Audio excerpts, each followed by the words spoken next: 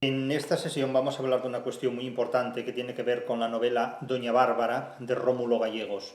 Una novela publicada en 1929, en el año de la crisis financiera de la bolsa neoyorquina, y que llega hasta nuestros días porque tiene una actualidad absolutamente decisiva en muchísimas de las cuestiones que tienen que ver hoy día con la vida de mucha gente. En particular, no solo en Hispanoamérica, sino también en otras geografías, en otros lugares. Aquí vamos a hablar de un capítulo que pueden ustedes seguir, si quieren, en su lectura, que es el capítulo 3 de la tercera parte de la novela. La novela tiene 3 partes, estamos ya en la tercera y última de esas partes, y aquí vamos a referirnos al capítulo tercero.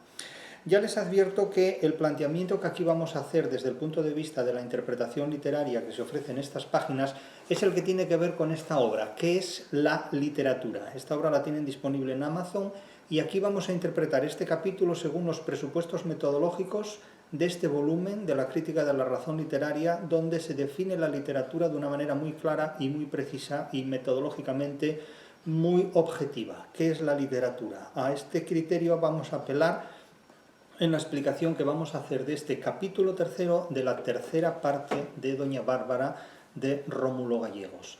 ¿Qué es lo que el lector se encuentra en este capítulo? Pues el lector en este capítulo se encuentra con una situación enormemente teatral que se reduce básicamente a 3 personajes. De hecho, este es un capítulo que en un instituto de enseñanza media, en un centro de artes escénicas, se podría representar fácilmente. Bastaría disponer de 3 actores, de 3 figuras que encarnaran estos personajes. Y supone un auténtico reto desde el punto de vista de la interpretación de la literatura y desde el punto de vista del análisis de las relaciones humanas en un ámbito político frente a la barbarie, en un ámbito de civilización frente al caos, frente al desorden, dar forma objetiva y explicativa a lo que aquí ocurre. El capítulo se titula, no se asusten, se titula Ño Pernalete y otras calamidades.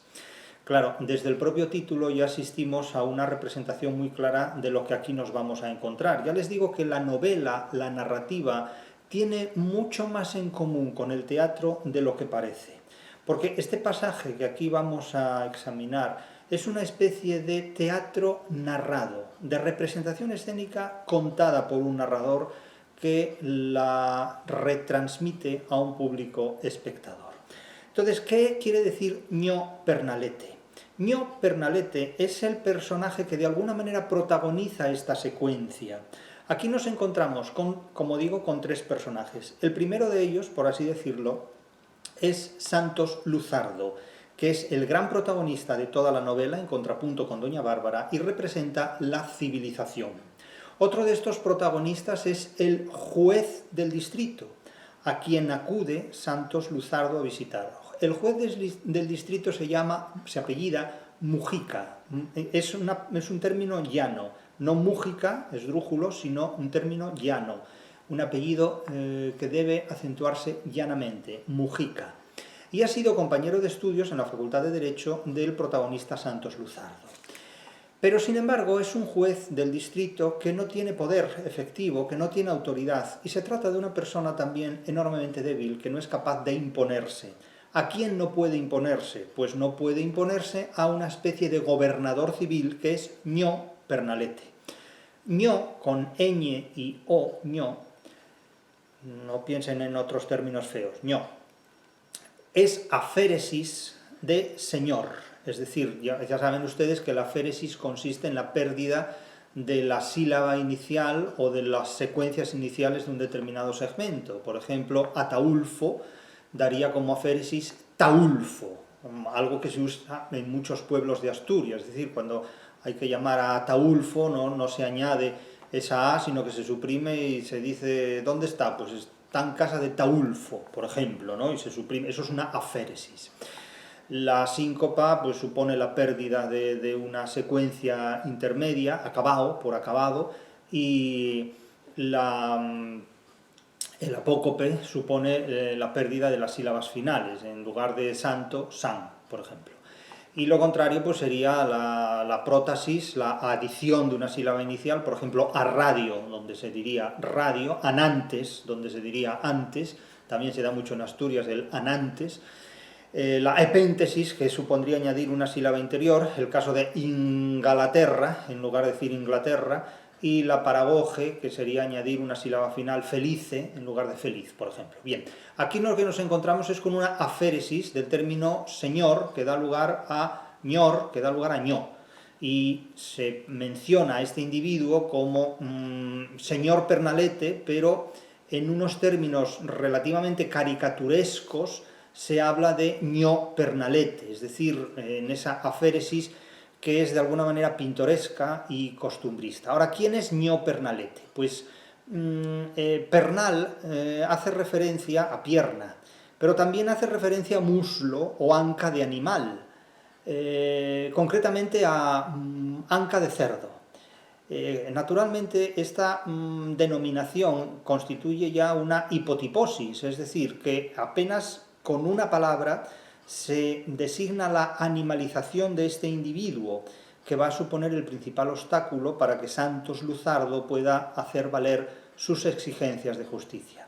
Claro, los pernales son también adrales, es decir, placas de madera o láminas de madera o materiales de madera que se ponen en los costados de un carro para que no se caiga la mercancía que transporta ese carro. Los arrieros manejan perfectamente los pernales o los adrales. Pero, como digo, también tiene un lexema en común con pierna, con pernil y sobre todo con lo que tiene que ver con las ancas de los cerdos o las ancas o muslos de animales. Este ño Pernalete es un personaje pintoresco pero enormemente peligroso porque impone su autoridad por encima de la judicatura, por encima del juez, que sería Mujica, y él como una especie de gobernador civil, algo así como el delegado del gobierno en esa zona, algo así como el presidente de una diputación o como el gobernador civil del distrito, es un poder político, no judicial, pero se impone al poder judicial. Es un hombre autoritario, profundamente ignorante, porque apenas sabe hablar con corrección, no razona, profundamente corrupto, por supuesto, es servil porque en el ejercicio de su corrupción sirve al poder de Doña Bárbara, que es el poder de la barbarie, en definitiva, y representa una justicia completamente caricaturizada. Es decir, ustedes si van a un juzgado, se dirigen al juez o a los letrados bajo la expresión de señoría, o a través del término señoría o señor, pero no le dicen ño fulanito o ño Pernalete. Imagínense que el juez al que ustedes se dirigen se apellida Cuadrado o Redondo. Ustedes no se dirigen a él por su nombre o por su apellido, no le dicen ño Redondo o ño Cuadrado. O sea, esto no se habla, su señoría o señor. No se refieren a él en estos términos, de tal manera que dirigirse a una especie de gobernador civil o autoridad judicial o política en términos de ño, imagínense que se dirigen al rector de una universidad, que se supone que es rector magnífico y no sé cuántas cosas más, que no sé si las sabrán ni ellos, en los términos de ño rector, pues claro, eso resulta completamente ridículo. Y la escena trata de ridiculizar estas situaciones, quizás para atenuar con humor la gravedad de los contenidos que en ellas se transmiten, porque les aseguro que lo que se transmite aquí tiene muy poca gracia. Pero hablamos de este ño Pernalete como un individuo que es algo así como señor anca de cerdo o señor muslo. Esto es muy cervantino, muy quijotesco. Tengan en cuenta que Quijote es, por ejemplo, la parte de la armadura que cubre el muslo. También es, entonces estamos hablando de cuestiones relativamente caricaturescas que comparten términos comunes. El término ño, como aféresis de ñor, de señor, naturalmente es un término rústico, remite a una gran rusticidad con un componente costumbrista muy propio del llano, el costumbrismo del llano de Venezuela. Y remite naturalmente a un contraste entre la civilización y la barbarie. Ño Pernalete sirve rústicamente a la barbarie de Doña Bárbara, valga la redundancia, valga la paronomasia o agnominación, que también se llama así, la paronomasia o agnominación. Estos no son pedanterías, esto es nomenclatura retórica, simplemente. Entonces, el que quiera ver pedantería en los términos de la retórica lo puede ver, y el que no, pues que aprenda retórica. Es lo que se llama la paronomasia o agnominación. Consiste en usar términos que a lo mejor varían por una sola letra. Era el caso de aquel programa televisivo de hace tiempo que se llamaba Estudio Estadio. Eso es una paronomasia o agnominación. Otra cuestión es el malapropismo, ¿no? Es decir, es el confundir palabras que tienen de alguna manera un sonido parónimo, es decir, una pronunciación parecida en determinados sonidos, confundir alcaparras con garrapatas, por ejemplo, cosas por el estilo, ¿no? O términos de esta naturaleza, pero eso ya es otra cuestión. Bien, este señor, Ño Pernalete, incurre en el malapropismo, es decir, confunde palabras con anacolutos o lecismos, habla con mucha torpeza. Y naturalmente esto caracteriza que un gobernador civil hable y se exprese en estos términos, caracteriza, digo, su estulticia, su falta de rigor, su falta de sensatez. Es decir, que en manos de una persona de esta naturaleza no puede de ninguna manera estar la administración de la justicia, y menos por encima del poder judicial, menos por encima de la judicatura.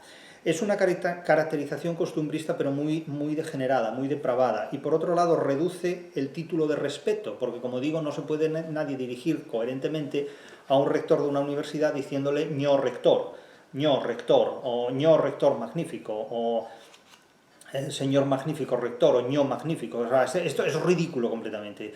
De tal manera que aquí nos encontramos en este capítulo con tres personajes que representan la civilización por parte de Santos Luzardo, la visión caricaturesca y degenerada del costumbrismo del llano en Ño Pernalete, en el señor Anca de Cerdo, y en un juez del distrito que es Mujica o Mujiquita, como lo suelen llamar con un diminutivo aún más degenerado todavía, que no tiene ningún tipo de poder y que de hecho representa una degeneración servil completamente como un instrumento más de las arbitrariedades y de los excesos de Doña Bárbara. Pues bien, estos tres personajes van a representar la escena que aquí comentamos, y como les digo, yo les invito a las personas que formen parte de institutos de enseñanza media o de compañías de teatro, tanto profesionales como aficionados, a llevar a escena una situación de esta naturaleza, sobre todo en centros de enseñanza de Hispanoamérica, para que puedan objetivar de esta manera públicamente hasta dónde puede llegar el grado de degeneración de una determinada sociedad. Y al final de este vídeo vamos a hacer una serie de consideraciones de por qué este tipo de literatura se da en Hispanoamérica o en la tradición literaria hispano-grecolatina y no se da, por ejemplo, en la tradición anglosajona.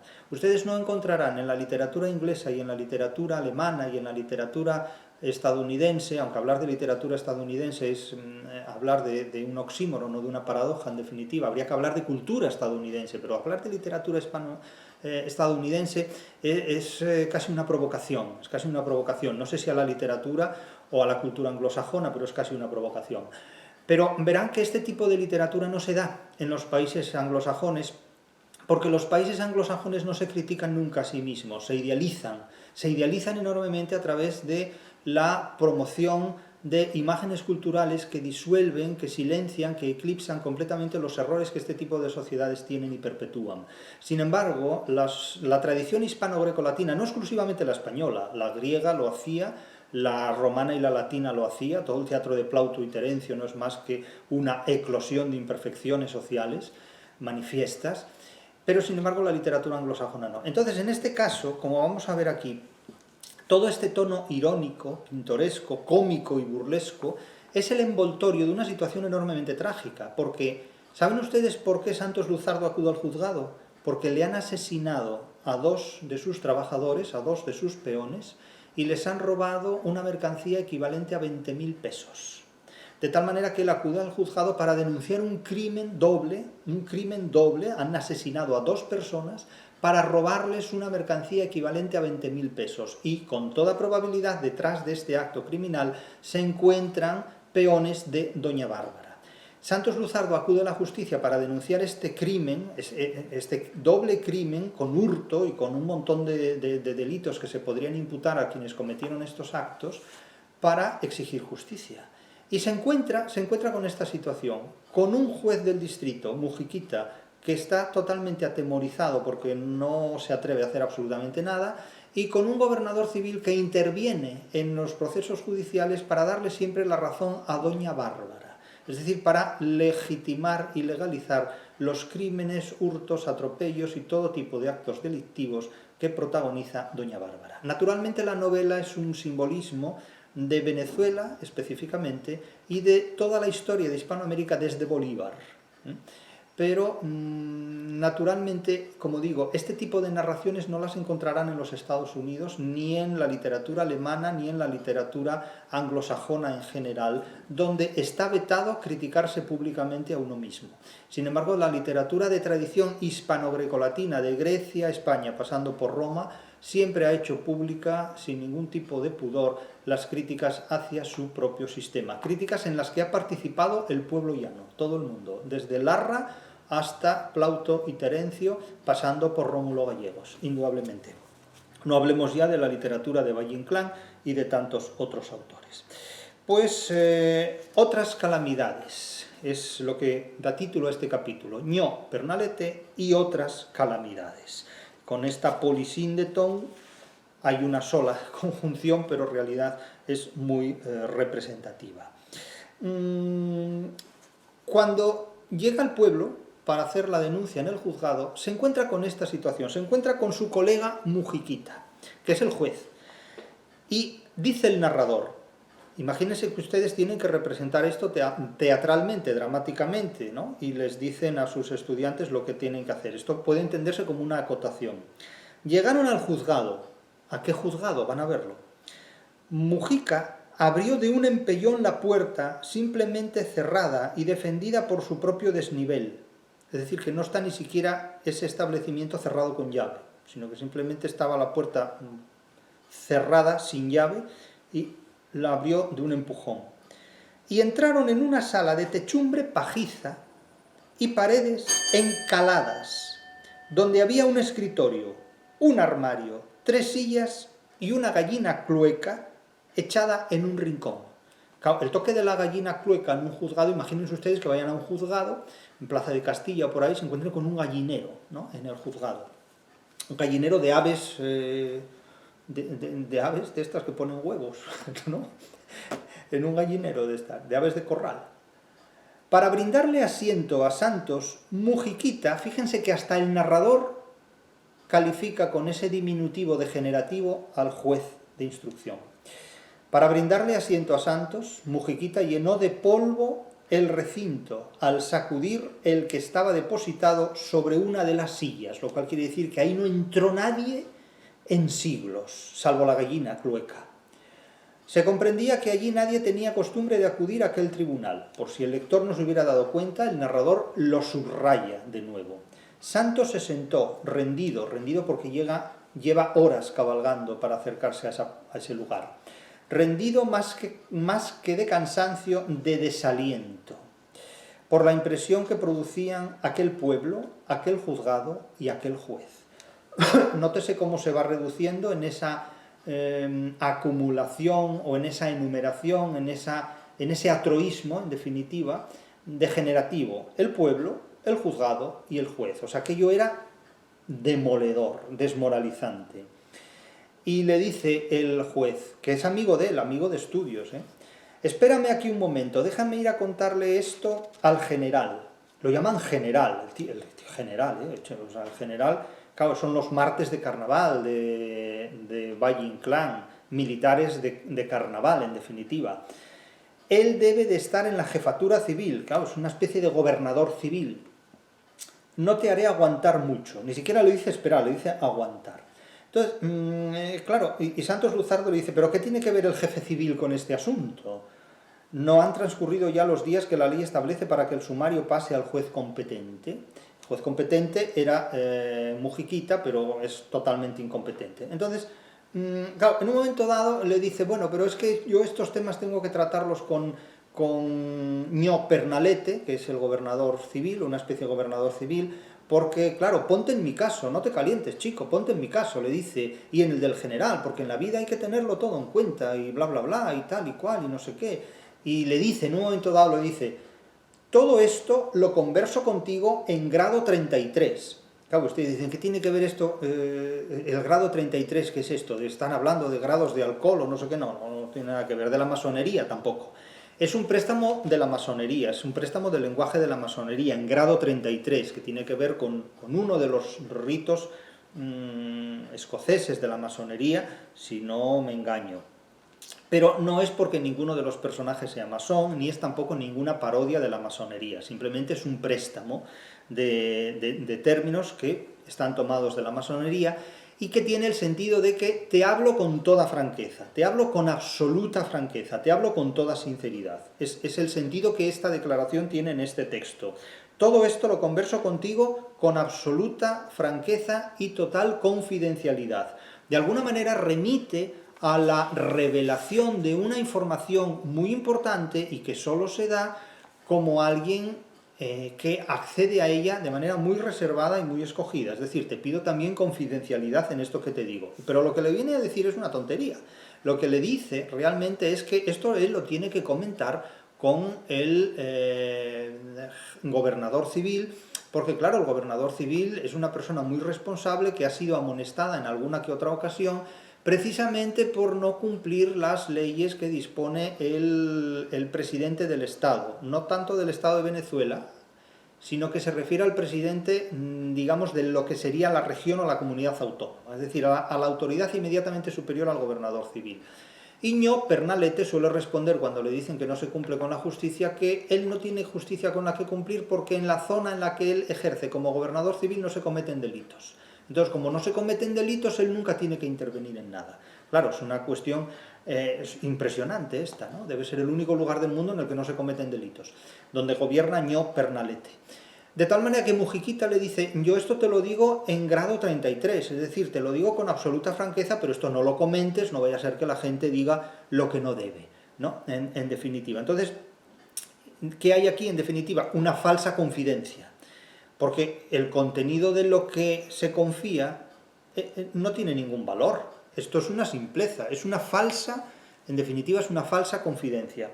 Es también una parodia de solemnidad, no una parodia de la masonería, esto no tiene nada que ver con eso. Es simplemente se toma un préstamo masón para darle énfasis a lo que se quiere decir, pero es una parodia de solemnidad en tanto que esa especie de juramento o de acto confidencial es fraudulento en boca de este Mujiquita, porque realmente no responde a la realidad, responde simplemente a una tomadura de pelo de la que el lector es consciente y de la que Santos Luzardo también es consciente. De tal manera que lo que hay aquí es una crítica al poder local por parte de Rómulo Gallegos, al poder de los ayuntamientos, al poder de las administraciones burocráticas y judiciales. Claro, todo esto remite a una podredumbre institucional tremenda, es algo que prepara el choque, ratifica, intensifica el choque entre la civilización que representa Santos Luzardo y el afán incesante de barbarie que representa, valga la redundancia, Doña Bárbara. Fíjense que a Doña Bárbara nadie se dirige en los términos de ña Bárbara, pero a Ñó Pernalete lo llaman ñó, con la aféresis de señor, pero a Doña Bárbara no hay Dios que se atreva a usar la aféresis con ella, ña Bárbara, nadie dice ña Bárbara, porque se va, vamos, a ser comida de su mascota, que es el bramador, que es el nombre que tiene el caimán protegido por Doña Bárbara, en definitiva, ¿no? Doña Bárbara en este punto también contiene el germen de la novela del dictador, del cacique, más que de dictador hispanoamericano, como puede serlo Pedro Páramo, en definitiva. De hecho, Doña Bárbara podría formar pareja con Pedro Páramo perfectamente, son un par de ejemplares de mucho cuidado. Y toda esta novela representa una atmósfera moral de corrupción, de confabulación, de colusión, de pacto ilegal contra terceros, de pacto ilegítimo contra terceros, en definitiva. Entonces, eso es el sentido que tiene lo de grado 33, nada más que esto. Y le dice, es impolítico decir que se trata de un crimen.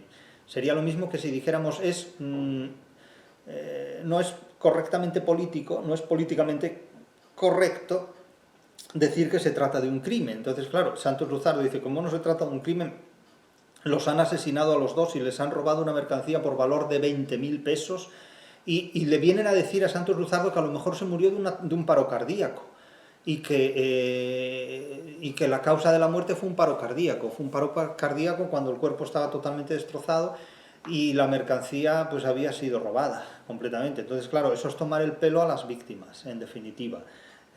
Matan a 2 personas, les roban una mercancía por importe de 20.000 pesos de aquellos tiempos, y además pretenden hacerle creer a las personas afectadas de todo esto que han muerto por un paro cardíaco, ¿no? Claro, esto es una tomadura de pelo. ¿Cómo transcurre la situación? Pues Mujiquita va a buscar a este general, al ño Pernalete, que de general tiene tanto como yo, salvo la nomenclatura, y claro, ño Pernalete ya se ve muy molesto de que hayan ido a consultar este asunto con Mujiquita, con el juez, y no con él, que es el que tiene que resolver, según él, estos asuntos, aunque no tenga autoridad ninguna para ello, pero se la impone. Entró en el juzgado este ño Pernalete. ¿Cómo entra en el juzgado? Fíjense cómo entra. Entra con el sombrero puesto, lo cual es símbolo de autoridad, y ambas manos ocupadas. ¿Pero ocupadas en qué? En la izquierda el tabaco, que se le había apagado, y en la derecha la caja de fósforos. Esas son sus ocupaciones. Además, portaba bajo el brazo izquierdo, no el Quijote precisamente, sino aquella espada, aquella ya remite a algo distante, es decir, que no debe usar nunca porque ni siquiera sabe cómo usarla, ¿no? Aquella espada con vaina de cuero que siempre llevaba consigo sin necesidad ni razón. No era la espada de Bolívar, no quiero hacer con esto comparaciones entre ño Pernalete y otras autoridades de ningún país del mundo y menos de Venezuela, no se entienda esto como una preterición. Además, portaba bajo el brazo izquierdo, no el Quijote, sino aquella espada con vaina de cuero que siempre llevaba consigo sin necesidad ni razón. Es decir, que este personaje se presenta con una hostilidad disfrazada de aparente cortesía. Bueno, la cortesía muy poco aparente, la verdad es esa, pero con hostilidad y autoridad. El sombrero, y además con un toque rústico, la caja de cerillas en una mano, el cigarrillo en otro, etcétera, ¿no? Y con una actitud muy intimidatoria. Andaba siempre con un sable puesto cuando no sabría ni manejar ese sable, ni tiene razones para usarlo contra nadie. Es toda una sordidez burocrática impresionante. Y luego la gallina clueca con los polluelos en uno de los rincones del juzgado, que fue allí donde se instala la gallina. Imagínense ustedes la situación, ¿no? Entonces, claro, a partir de aquí, ño Pernalete expone su concepto de justicia. Y el concepto de justicia que tiene ño Pernalete es el siguiente, se lo resume el narrador y yo se lo leo. Dice ño Pernalete que cuando hay algún problema judicial, ¿cómo lo resuelve él? Pues yo, dice Pernalete, cuando se presenta por aquí un litigio, me informo por la calle quién es el que tiene la razón, y me vengo aquí y le digo al señor juez: Bachiller Mujica, quien tiene la razón es fulano, sentencia ahora mismo en favor suyo. Ese es el concepto de justicia que tiene ño Pernalete. Es decir, que cuando hay un problema él va a dar una vuelta por ahí y habla con la gente. Y según lo que la gente le diga y él interprete, vuelve al juzgado y le dice al juez la sentencia que tiene que dictar. ¿Ustedes se imaginan que la justicia funcionara así?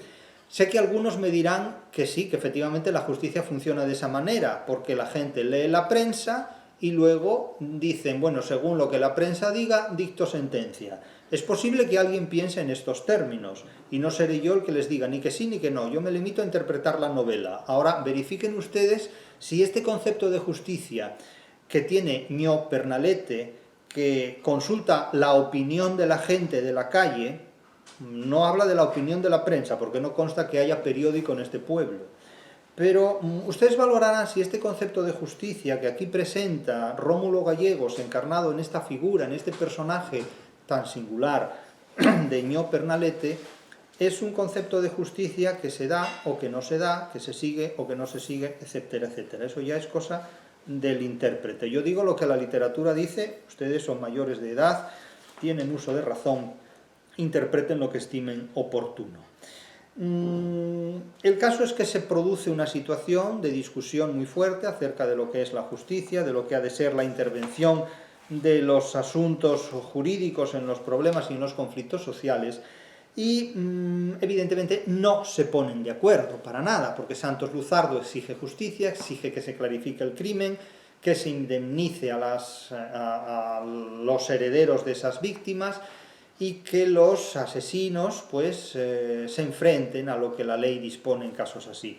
Y Ño Pernalete dice que eso, que no hay que tomárselo tan en serio, que a lo mejor murieron simplemente de un paro cardíaco y que no hay por qué buscar 5 pies a un gato que solo tiene 4. En definitiva, la barbarie física de doña Bárbara no es solamente violencia física, es también una degeneración moral, política, administrativa y jurídica en todos los órdenes. Es decir, un mundo sin justicia donde la justicia que se ejerce no es más que una forma indudablemente, diríamos, corrupta de venganza. La novela lo que presenta básicamente es un concepto de justicia que es una forma corrupta de venganza. La venganza de la gente ignorante que corruptamente se venga de la gente honrada y trabajadora, detentando un poder donde la justicia es eso, es una forma de venganza de la gente honrada y trabajadora. Es decir, que cuando la justicia se ejerce como una forma vengativa del vago y del ignorante contra el honrado y el trabajador, es lo que se retrata en este capítulo. Este capítulo, insisto, presenta esa idea de justicia, la justicia como una forma corrupta de venganza ejercida por un ser humano ignorante, violento, autoritario, corto de mente, pero resentido contra todo ser humano que alternativo a él es honrado y trabajador. Es decir, es la justicia del vago y del delincuente frente al ser humano honrado y trabajador. Ahora, si ustedes hacen interpretaciones de esto más allá de lo que la novela literalmente dice, eso es cosa suya. Yo simplemente les digo lo que dice la novela. Probablemente muchos de ustedes dirán que esta es la justicia. Yo ahí ya ni entro ni salgo. Yo les interpreto la literatura y la literatura ya saben que desde mi punto de vista pone el dedo en la llaga de muchos aspectos de la realidad. Pone el dedo en las llagas de la realidad. De tal manera que en esta situación, en este contexto, en esta atmósfera, se produce este enfrentamiento donde la gallina clueca acaba de ver cómo sus polluelos salen. Y Santos Luzardo insiste constantemente en su argumentación y el Parlamento, básicamente, el diálogo entre Santos Luzardo y Ño Pernalete concluye con que Ño Pernalete dice: una cosa es lo que usted diga y otra cosa es que resulte verdad lo que usted diga, dice Ño Pernalete, sintiéndose acorralado en el nuevo desacierto, porque no es capaz de argumentar nada. Y después de repetirle al cariacontecido juez: ya lo sabe, bachiller Mujica, no me alborote el avispero, abandonó el juzgado dejando en pos de sí un silencio que era indignación en Luzardo y miedo en Mujiquita, pero tan absoluto que permitía percibir los suaves golpecitos con que los polluelos de la gallina clueca, que estaba sacando la gallina clueca, echada en el rincón, comenzaban a romper las cáscaras de los huevos, para lanzarse a disfrutar de aquel mundo de delicias. Claro, la frase es completamente irónica, porque disfrutar de aquel mundo de delicias, donde nacieron en un rincón de un juzgado esos polluelos que ya salen del cascarón, caben interpretaciones alegóricas, metafóricas, en el hecho de que estos polluelos salen del cascarón en un juzgado donde se ejecuta todo tipo de injusticias. Cabe interpretar esto como la esperanza de una sociedad mejor. Eso se lo dejo a los hermeneutas de las alegorías literarias, no corresponde a mí. Para mí esta es una nota simplemente pintoresca de degradación de lo que es la administración de una justicia corrupta, como digo, una forma corrupta de ejercer la venganza en nombre de la justicia por parte de gente que es muy poco inteligente, muy malintencionada y absolutamente vaga frente a personas honradas y trabajadoras, como es lo que representa el caso de Santos Luzardo. Es decir, la justicia como una forma corrupta de venganza es la justicia tal como la entiende la barbarie frente a la civilización. Esta es la lección, entre otras, de este capítulo y de toda la novela. El propio Mujiquita sigue finalmente, y así concluye el capítulo, con un diálogo entre él y Ño Pernalete, donde Ño Pernalete le transmite el absoluto desengaño. Es decir, lo que le viene a decir es que no pueden hacer absolutamente nada porque quien manda en todos esos territorios es doña Bárbara, Doña Bárbara tiene bajo su voluntad al presidente del Estado, en tanto que no presidente de la República de Venezuela, sino al presidente de esa zona, de esa región, de esa comunidad autónoma, por así decirlo, y por lo tanto cualquier cosa que hagamos contra Doña Bárbara nos cuesta el cuello, porque Doña Bárbara tiene un poder superior al nuestro. Es decir, aquí quien verdaderamente manda no es ni el juez ni el gobernador civil, es Doña Bárbara. Y actuar en contra de Doña Bárbara supone perder incluso la vida. Por esa razón, Ño Pernalete es un peón más al servicio político y jurídico de la barbarie de Doña Bárbara, y así lo encontrarán si leen perfectamente este capítulo. De hecho, le dice Ño Pernalete, les leo el diálogo que mantiene Ño Pernalete con su juez, que es el siguiente: ¿hasta cuándo será usted pendejo, Mujiquita? ¿No se le ocurre que si nos ponemos a jurungar, es decir, a revolver, a investigar, nos vamos a encontrar con la mano de Doña Bárbara? Y responde Mujiquita: yo decía por lo de la circular del presidente, balbuceó Mujiquita, porque claro, el presidente que les dice es que ustedes no cumplen con la ley, se cometen crímenes en su zona y ustedes no los investigan, ¿no? Y dice: no le digo, le responde Ño Pernalete, no le digo, a usted lo van a enterrar con una urna blanca. Quiere decir que es usted un inocente, no se entera de nada.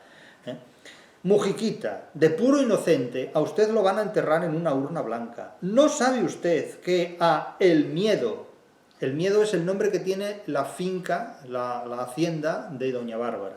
El miedo no llegan circulares, porque el presidente del Estado, no de Venezuela, sino de la comunidad autónoma, de la región, el presidente del Estado es amigo de Doña Bárbara. Le debe favores que no se olvidan. Un muchacho que le salvó de la muerte con unas hierbas de las que ella conoce. Claro, cuando los favores son estos, a Doña Bárbara se la identifica con una bruja y al presidente de esa comunidad autónoma con un chiflado. Porque evidentemente creer en estas supersticiones implica vivir en un tercer mundo semántico y compatible con el ejercicio de una responsabilidad política de esta envergadura. Le salvó de la muerte con unas hierbas de las que ella conoce y otras cosas más que no son hierbas propiamente. Claro, aquí el tema no son las hierbas que conoce Doña Bárbara, sino otro tipo de corruptelas, que ni siquiera se mencionan. Han de hacer lo que le mando, vaya a darle un caldo de sustancia a su amigo. Un caldo de sustancia a su amigo quiere decir consuele a su amigo y convénzale de que no tiene nada que hacer con esto y que se adhiera a nuestra causa y que deje de andar haciéndose el héroe. Para que se largue tranquilo para su casa, mientras aquí brujuleamos la cosa. Brujuleamos, es decir, brujuleamos, es decir, tratamos de organizar las cosas para que no se salgan de quicio, en definitiva. El pobre Santos Luzardo, de esos 20.000 pesos que iba a coger por su mercancía, por sus plumas, que como que no va a haber ni un real, y tener yo que decirle que se vaya tranquilo, piensa Mujiquita, en definitiva. Así es como termina el capítulo, con un intercambio de palabras muy desafiantes entre Mujiquita y Santos Luzardo, que casi desafía violentamente a Mujiquita, y él le responde: ¿qué quieres decirme con eso, Santos Luzardo? Y dice que el atropello me lanza la violencia y que acepto el camino. Hasta la vista, Mujiquita, puede que pronto volvamos a vernos.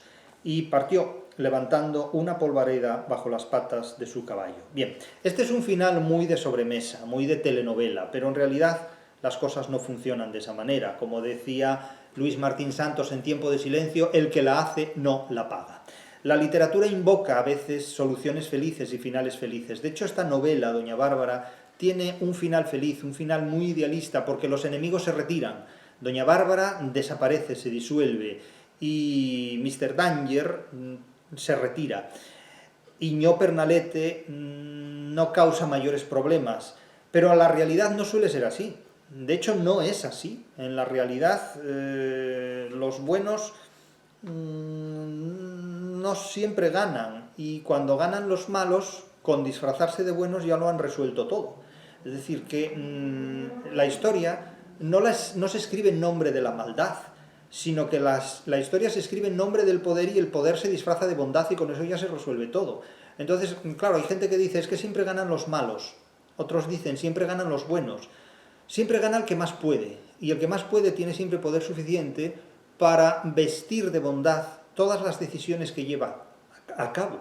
Por lo tanto, la apariencia es que siempre ganan los buenos.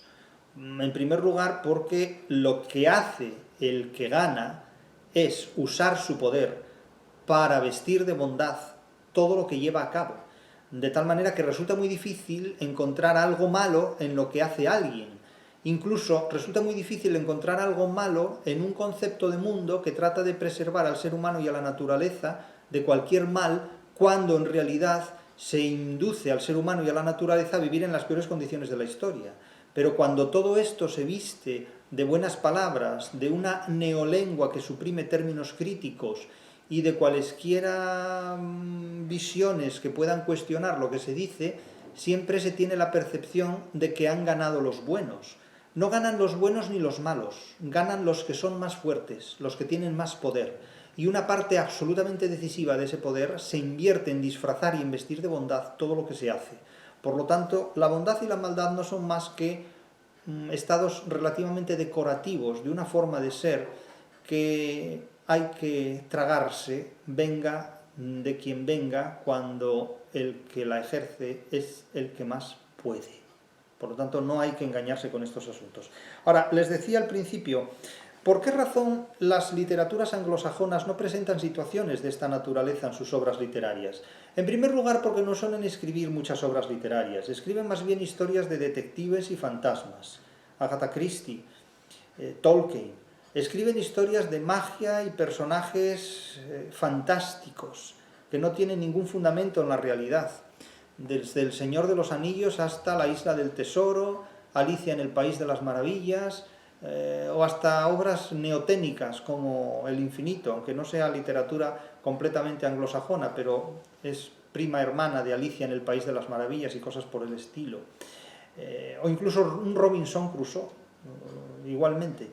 Entonces, claro, cuando en lugar de literatura nos encontramos con publicidad cultural, para presentar la historia de los pueblos anglosajones como la gran obra épica de la edad contemporánea, este tipo de situaciones, este tipo de escenas no se dan.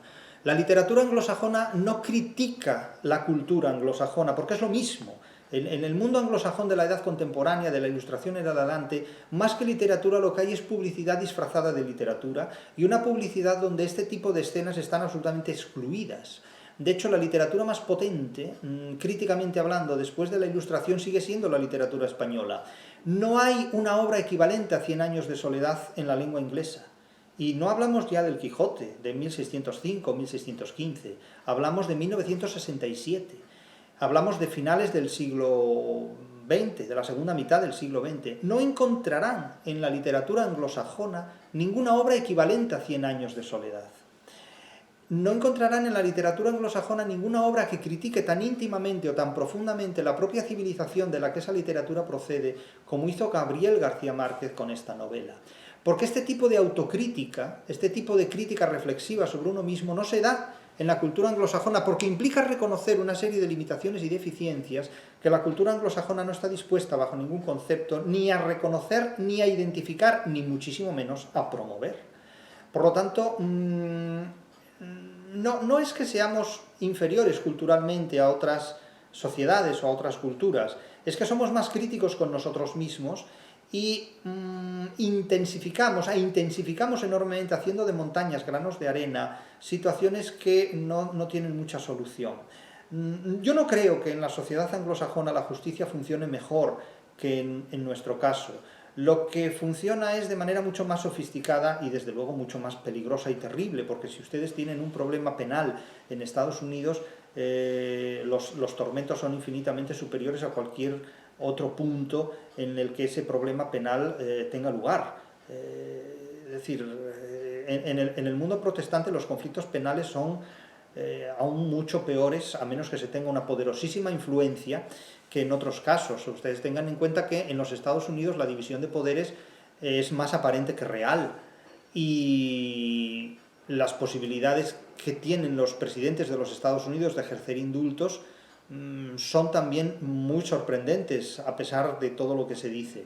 Por lo tanto, este concepto de justicia que se cuestiona y se critica en Doña Bárbara, de Rómulo Gallegos, se manifiesta sobre todo en las literaturas hispánicas de una manera muy importante, muy efectiva, pero